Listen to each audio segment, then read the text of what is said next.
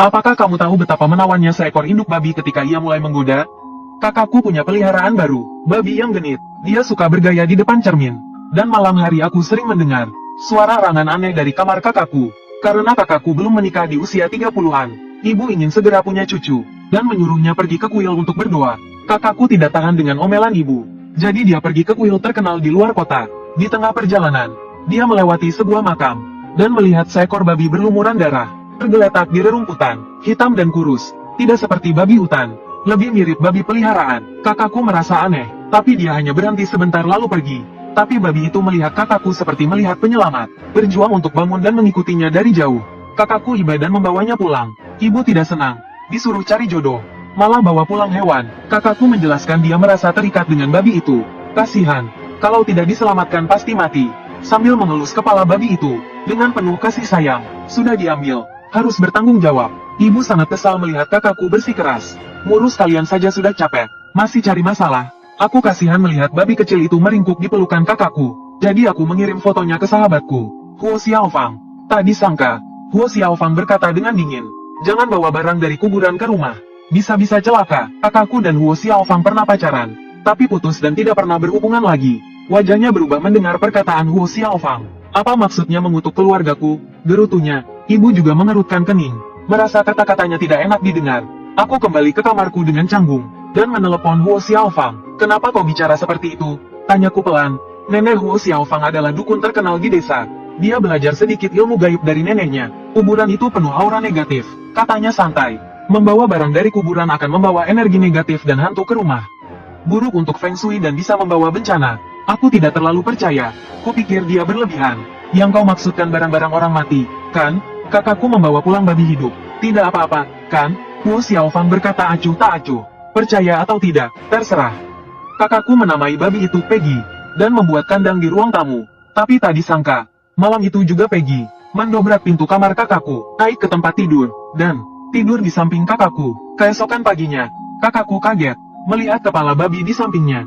Dia duduk di sofa, melihat rekaman CCTV, dan berkata dengan gembira, "Babi biasa bisa melompat setinggi itu? Peggy bukan babi biasa, pantas saja sejak pertama melihatnya. Aku merasa dia istimewa." Kakakku memeluk Peggy dan menciumnya, lalu berkata dengan manja, "Kalau kamu mau tidur denganku, aku tidak akan menutup pintu lagi."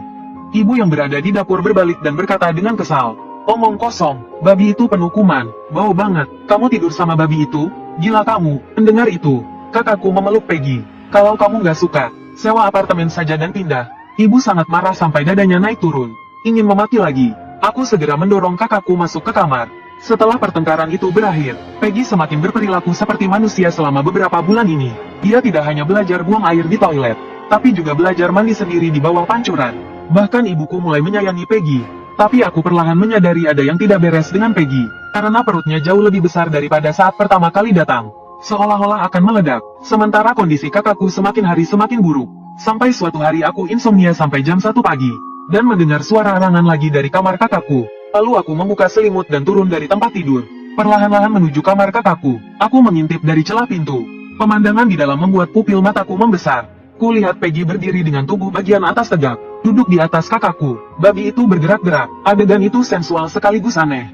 Aku menutup mulutku karena terkejut dan kembali ke kamarku dengan linglung. Setelah mengunci pintu, aku duduk lemas di tempat tidur. Semakin memikirkannya semakin aneh. Aku tidak tahan dan menelepon Huo Xiaofang. Aku menceritakan apa yang kulihat padanya. Kakakku dan Peggy, mereka tidak mungkin sedang. Aku tidak berani mengatakan apa yang kupikirkan. Lagi pula aku hanya pernah melihat orang India dan gorila melakukan hal seperti itu di internet. Mendengar itu, Huo Xiaofang mengerutkan kening dan bertanya, "Apakah babi itu punya perilaku aneh lainnya?" Begitu mendengarnya, aku langsung teringat kejadian baru-baru ini. Aku ingat, setiap kali aku sedikit dekat dengan kakakku, Peggy akan menatapku dengan tatapan permusuhan, dan sengaja menginjakku dengan kukunya. Setelah aku mengatakan semua ini, Huo Xiaofang semakin mengerutkan kening. "Babi ini bukan babi biasa, ini Zusa." Wajahku langsung pucat pasi karena ketakutan. Aku bertanya dengan cemas, "Zusa itu apa?" Dia menjelaskan, "Itu adalah dendam orang mati yang belum hilang. Jiwanya merasuki tubuh babi. Setelah sekian lama, ia menjadi Zusa." Mendengar ini, telapak tanganku berkeringat dingin. "Kamu jangan bercanda, kalau Peggy adalah Zusa, lalu dia tidur dan makan bersama kakakku selama berhari-hari. Kejadian beberapa hari ini terlalu aneh. Xiaofang, bisakah kamu datang ke rumahku?" Huo Xiaofang melipat tangannya dan berkata dengan angkuh, "Ngapain aku ke rumahmu? Kakakmu kan gak suka aku. Ibuku suka kamu. Dia sering menyuruhku mengajakmu makan malam di rumah. Waktu kamu dan kakakku pacaran dulu, dia sangat menyukaimu." Mendengar itu, Huo Xiaofang akhirnya luluh. "Ya sudahlah, demi kamu dan ibumu, aku akan datang." Hari itu, begitu Huo Xiaofang masuk, Peggy langsung menggonggong padanya. Huo Xiaofang mengerutkan kening dan sengaja bertanya, "Ini babi kecil peliharaan kakakmu? Kok gemuk begini?" Ibu sedang sibuk di dapur. Melihat Huo Xiaofang, dia tersenyum sampai sudut matanya berkerut. "Babi ini merepotkan. Dari awal aku sudah bilang jangan dipelihara. Tapi Yao Hua bersikeras. Buang-buang tenaga dan uang saja. Nanti kalau sudah beranak, rumah sekecil ini akan jadi kandang babi. Mending disembeli dan dimakan saja. Lumayan bisa balik modal." Kakakku bahkan tak melirik Xiaofang. Ia memeluk dan menciumi Peggy dengan penuh kasih sayang. "Sudah kubilang, aku sudah lama memelihara Peggy. Dia sudah seperti keluargaku. Siapapun yang berani menyentuhnya akan berhadapan denganku." Mendengar itu, ibu langsung mengomelinya. "Sudah besar begini, tidak tahu pacaran cari pacar." Pikirannya hanya tertuju pada babi. Kakakku pura-pura tuli dan malah menjawab, "Babi bisa memberiku kebahagiaan. Pacar bisa? Sekarang, 10 wanita, 9 diantaranya banyak maunya. Harus selalu dibujuk. Seperti melayani ratu. Setiap hari raya harus membelikan hadiah. Putus cinta, uang melayang sia-sia. Mending pelihara babi saja." Kata-katanya seperti menyindir Xiaofang. Ibu langsung menunjuk kakakku dengan spatula sambil memarahi. "Kau ini seperti menganggap babi betina sebagai pacarmu saja. Apa babi bisa meneruskan keturunan keluarga Zhao kita? Selagi mereka bertengkar hebat." Aku menarik Xiaofang ke kamar mandi dan bertanya dengan suara pelan, "Kemarin kau bilang punya cara membuktikan Peggy itu siluman babi?" Mendengar itu, Xiaofang segera mengeluarkan jimat dari sakunya. Ia membakarnya hingga menjadi abu, lalu memasukkannya ke dalam kantong plastik transparan dan memberikannya padaku. "Nanti, masukkan abu jimat ini ke makanan siluman babi itu. Setelah memakannya, ia akan pingsan sebentar. Lalu, tusuk kulitnya dengan jarum.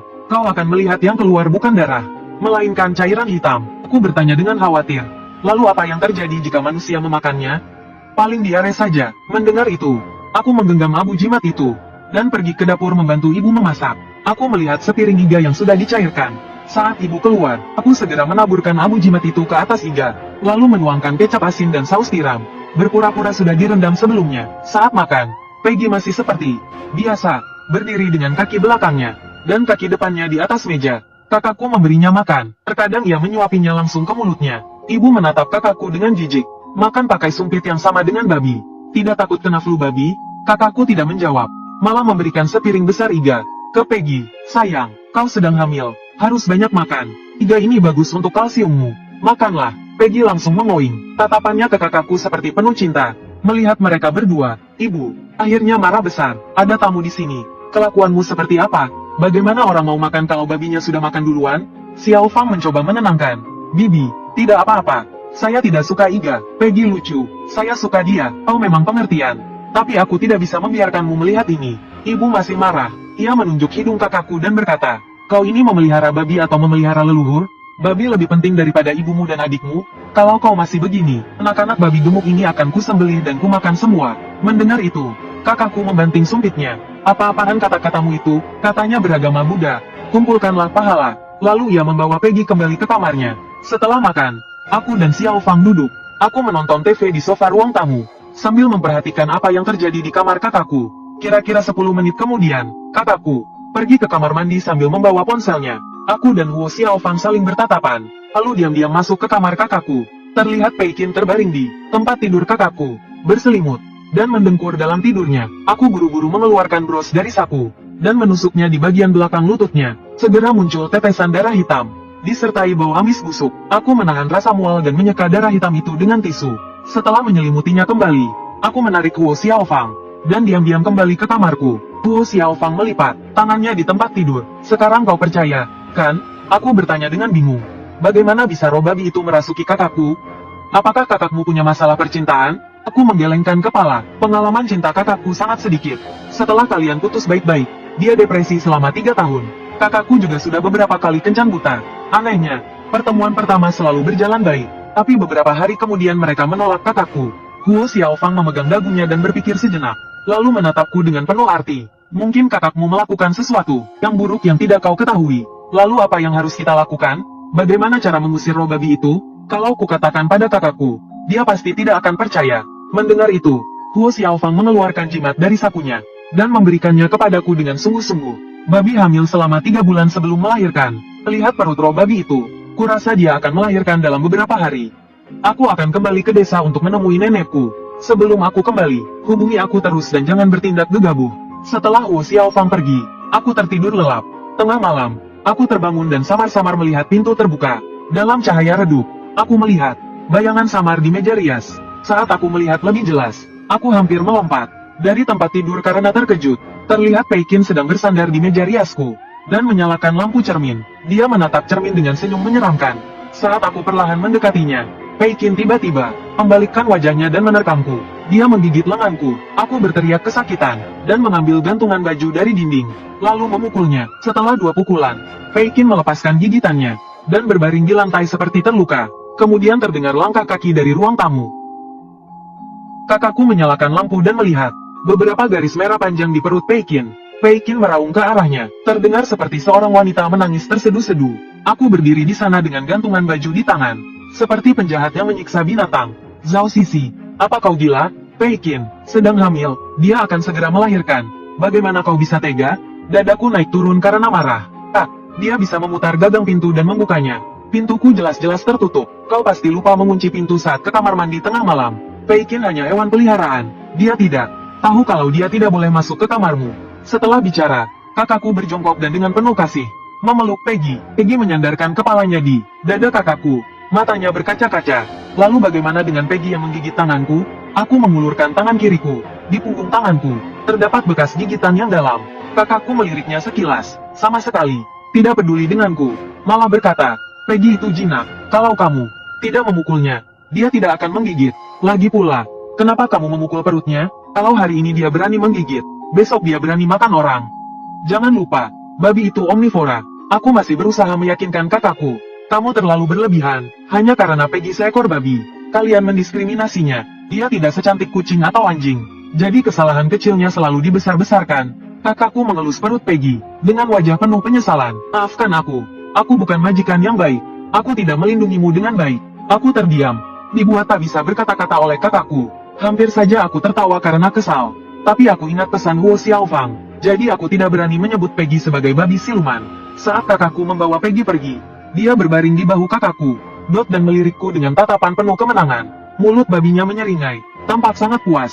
Aku mengepalkan tanganku, dalam hati berkata, babi siluman, tunggu saja. Setelah kakakku pergi, aku mengelap meja riasku berulang kali dengan handuk, tapi aku masih merasa ada bau babi di kamarku. Apakah kakakku tidak menciumnya? Aku mengunci pintu, meletakkan kursi di belakang pintu, lalu menaruh meja samping tempat tidur di atas kursi. Setelah melakukan semua itu, aku baru berbaring di tempat tidur.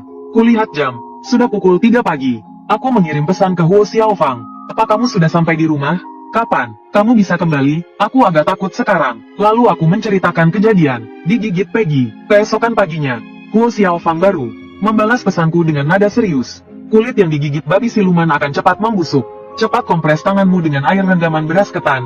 Hatiku berdebar kencang. Ku mengangkat tanganku dan melihat, benar saja, bekas gigitan. Kemarin, kulit di sekitarnya sudah menghitam, penuh dengan bintik-bintik nanah putih. Terlihat sangat mengerikan. Wu Xiaofang bilang, begitu babi siluman mencicipi darah, ia akan memakan manusia. Kamu harus selalu memakai jimat pelindungmu. Lalu dia menghela nafas. Nenekku pergi mengunjungi bibiku. Dia baru akan kembali dalam 2 hari. Keheninganku memekakkan telinga. Dalam hati aku berkata, bisakah kamu sedikit lebih bisa diandalkan? Rumah ini sangat berbahaya. Aku harus membawa ibuku pergi. Lalu aku menelepon pamanku, bilang kalau kakakku dan ibuku bertengkar, dan memintanya mencari alasan untuk membawa ibuku pergi beberapa hari. Setelah ibuku pergi, tugas memasak makan siang jatuh padaku. Saat aku mengambil daging dari kulkas untuk dicairkan, aku melihat Peggy duduk di sofa ruang tamu, menatapku dengan tatapan menyeramkan. Punggungku merinding ditatapnya seperti itu. Saat makan malam, aku menyendokkan nasi untuk kakakku, dan mendorong sepiring daging ke depan Peggy. Lalu, dengan senyum di wajahku, aku berkata dengan tulus, Kak, semalam aku salah. Aku tidak seharusnya memukul Peggy. Aku tidak tahu apakah Peggy terluka atau tidak. Bagaimana kalau kita bawa dia ke rumah sakit hewan untuk diperiksa? Sekalian USG untuk melihat ada berapa bayi di perutnya, agar kita bisa bersiap-siap saat dia melahirkan. Setelah Peggy hamil, kakakku ingin membawanya untuk diperiksa. Tetapi setiap kali barang-barangnya sudah disiapkan, dan kami siap untuk pergi, Peggy akan berbaring di lantai dan tidak mau bergerak sama sekali. Kakakku akhirnya menyerah. Setelah mendengar ucapanku, kakakku mengambil 2 suap lagi, dan berkata dengan mulut penuh, "Baiklah, nanti tolong bantu aku membawanya turun." Peggy sepertinya mengerti apa yang kami bicarakan. Matanya hampir melotot saking kesalnya, dan ia menghentakkan kaki depannya ke meja dengan keras. Lalu, ia melompat dari bangku, dengan perut besarnya yang seperti karung beras, hampir menyentuh lantai, dan berjalan perlahan ke kamar tidur. Beberapa saat kemudian, terdengar suara dengkuran dari kamar tidur. Aku meremas sisa setengah bungkus sabu jimat di sakuku dan berpikir, benda ini lebih manjur daripada obat bius. Sesampainya di rumah sakit hewan, Peggy masih tertidur pulas. Kakakku merasa agak aneh dan menepuk wajah Peggy. Kenapa dia tidur nyenyak sekali hari ini? Dokter mengangkat Peggy ke atas meja beralas kain hijau, meraba perutnya dan membuka kelopak matanya, lalu bertanya kepada kami, "Dia hamil, kan? Kapan dikawinkan? Dengan babi jenis apa?" Kakakku tertegun. Ia tiba-tiba menyadari bahwa ia tidak pernah mengawinkan Peggy. Setelah beberapa saat, ia menggelengkan kepala dan berkata, "Aku juga tidak tahu kapan dia dikawinkan. Mungkin saat aku membawanya berjalan-jalan di kompleks. Talinya lepas dan dia lari entah kemana. Aku mencarinya cukup lama baru menemukannya." "Ada yang memelihara babi di kompleks perumahanmu?" Dokter bertanya sambil mengoleskan gel ke perut Peggy. Kakakku menatapku dengan ragu. "Sepertinya ada." Aku menggelengkan kepala. "Banyak yang memelihara kucing dan anjing di kompleks. Tapi yang memelihara babi sepertinya hanya keluargaku." "Kalau begitu benar," kata dokter sambil menempelkan alat USG ke perut Peggy. Sambil melihat layar monitor USG, ia berkata, "Tidak ada bayi babi di perut babi ini." Pendengar itu, mata kakakku melotot, dan ia bertanya dengan tidak percaya, "Tidak mungkin, perut Peggy jelas-jelas besar begini." Aku bertanya kepada dokter, "Apakah mungkin ini kehamilan palsu?" Dokter mendorong kacamatanya dan mengerutkan kening. Kata-kata dokter selanjutnya membuat aku dan kakakku menarik napas dengan tajam. Ia berkata, "Sepertinya ada sesuatu di dalam perutnya, tapi bukan makhluk hidup, melainkan benda mati." Kakakku langsung terdiam dan bertanya dengan suara gemetar, "Benda mati apa?" Dokter berbalik, melipat tangannya, menggigit bibirnya, dan berkata, "USG tidak bisa mendeteksinya, mungkin perlu operasi. Perutnya harus dibuka untuk mengetahui apa isinya. Tapi operasi ini berisiko tinggi. Saat ini, babi ini tidak menunjukkan reaksi yang buruk. Saran saya, bawa pulang dulu untuk diobservasi." Setelah mengatakan itu, dia melirik perut Peggy lagi.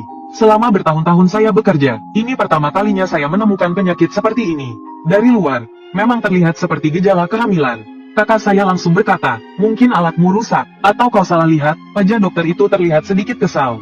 Saya segera menarik lengan kakak saya. "Kak, karena tidak ada masalah serius, kita bawa Peggy pulang dulu untuk diobservasi." Dalam perjalanan pulang, kakak saya menyetir. Dengan gelisah, saya mencari kesempatan untuk berkata, "Kak, apa kau merasa Peggy aneh? Dia pintar, tidak seperti babi, malah seperti manusia." Kakak saya menoleh ke arah saya, mengerutkan keningnya. "Apa maksudmu?" Saya menceritakan apa yang dikatakan Huo Xiaofang kepada saya, dan kejadian menusuk Peggy tadi malam, secara detail. Tanpa diduga, kakak saya menunjukkan ekspresi meremehkan. "Kau percaya omongan Huo Xiaofang? Dia kan dukun, selalu bicara yang aneh-aneh. Saat kami pacaran dulu, aku sudah merasa dia gila. Dan ternyata, aku tahu dia pernah di rumah sakit jiwa selama 3 tahun. Saya terkejut. Huo Xiaofang pernah di rumah sakit jiwa? Kenapa saya tidak tahu? Dia sengaja menyembunyikannya dari saya. Darah hitam yang mengalir mungkin karena Peggy sakit. Kau ditipu wanita gila itu. Kutukan babi apa? Kau kan mahasiswa, masih percaya tahayul?" Kakak saya berkata dengan nada menghina. "Tapi apa tujuan Huo Xiaofang menipuku? Mungkin dia masih punya perasaan pada kakakku dan cemburu pada Peggy." Memikirkan hal ini, kepala saya rasanya mau meledak. Setelah sampai di rumah, saya mengunci diri di kamar, dan mengingat kembali semua kejadian ini. Kira-kira 5 tahun lalu, kakak saya dan Huo Xiaofang berpacaran. Saat itu, kakak saya berumur 25 tahun dan Huo Xiaofang 18 tahun. Kakak saya sering membawanya pulang. Saya dan Huo Xiaofang langsung akrab. Usia kami juga tidak jauh berbeda. Lambat laun, kami menjadi sahabat baik. Lalu, mereka tiba-tiba putus. Huo Xiaofang memblokir saya. Saya sedih selama beberapa waktu karena merasa kehilangan seorang teman baik. 2 tahun lalu, saya dan Huo Xiaofang bertemu di mall. Saya mengejarnya dan menanyakan kabarnya. Kami berdua kembali berteman. Setiap hari berbagi keseharian, lebih dekat dari sebelumnya. Memikirkan hal ini, saya segera menelepon Huo Xiaofang lewat video call. Dengan marah saya bertanya, "Dulu kau putus dengan kakakku, dan menghilang selama 3 tahun. Kau bilang padaku, karena nenekmu sakit, dan kau pulang kampung untuk merawatnya. Tapi tadi kakakku bilang, kau di rumah sakit jiwa selama 3 tahun. Kenapa kau membohongiku? Apa tujuanmu mendekatiku?" Di video call, Huo Xiaofang terdiam cukup lama. Setelah beberapa saat, dengan mata merah dia berkata, "Maaf Sisi, aku tidak bermaksud membohongimu. Ekspresinya tetap dingin, tapi suaranya terdengar seperti ingin menangis. Aku yatim piatu sejak kecil dan tidak punya kerabat lain. Nenekku tiba-tiba sakit tahun itu, dan membutuhkan biaya pengobatan yang besar. Kebetulan rumah sakit jiwa di pinggiran kota sering mengalami kejadian mistis. Kepala sekolah menawariku untuk tinggal di sana, agar mudah mengamati dan menangani kasus-kasus tersebut. Jadi, kau tinggal di rumah sakit jiwa untuk mencari uang untuk biaya pengobatan nenekmu? Aku menatapnya dengan tak percaya.